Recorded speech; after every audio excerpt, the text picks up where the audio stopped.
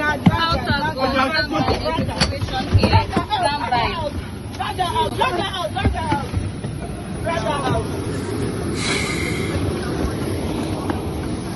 So guys, can an airline actually ban you for life from flying? And what happens when you actually fight with a crew member?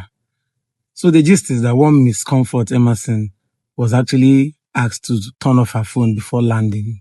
And she replied that the phone was already on airplane mode, so there will be absolutely no need for that. When the plane landed successfully, other passengers were actually allowed to come down from the plane, but the lady was denied exit from that plane. She was actually blocked from coming down. And then in the process, she physically assaulted an air hostess. After doing that, she was forcefully, like in the most cruel manner, bundled out of the plane. And in the process, she was stripped naked too. You understand? So, first of all, let's take it from there. The air hostess had no right whatsoever to block Miss Comfort Emerson. You understand? So her blocking her already, one, that amounts to false imprisonment and unlawful detention.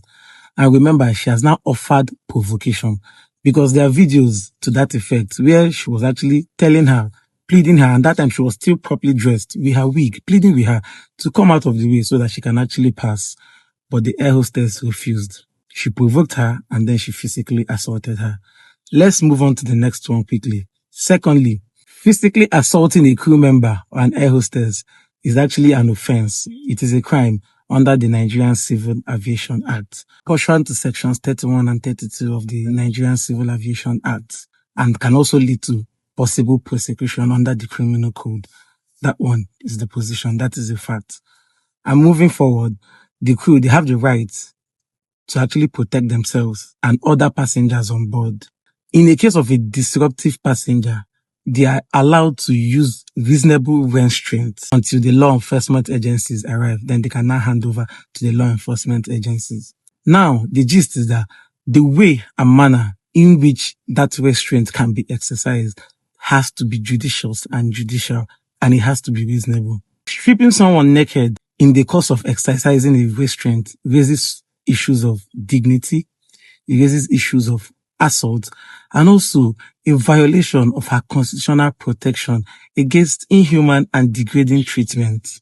So Miss Comfort Emerson actually has a case. She can actually sue and approach the court so that her fundamental rights, her right to dignity of human person, which is guaranteed and protected by virtue of Section 34 of the 1999 Constitution, was violently and grossly violated. And that is just the position, because they didn't handle the situation properly.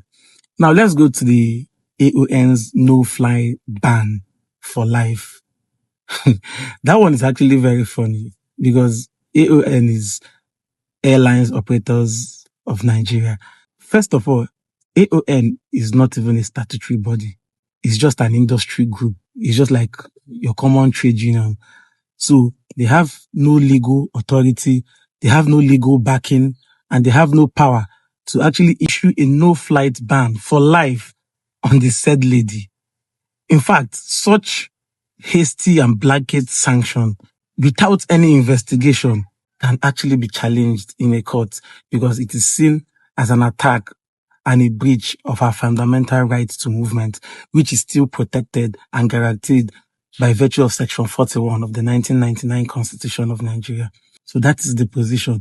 We are yet to hear her own side of the story because now she's actually in jail because she failed to actually fulfill her bail bonds.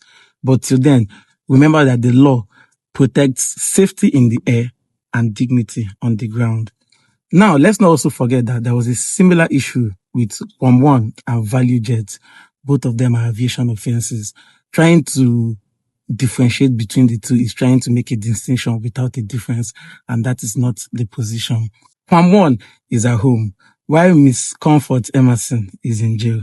Is it that the law protects only the rich? Is that what I am made to understand? And then again, there are certain questions that we should also ask.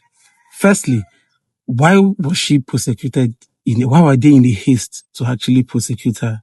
Why was she not given adequate time and facilities to actually prepare for her defense, including a lawyer.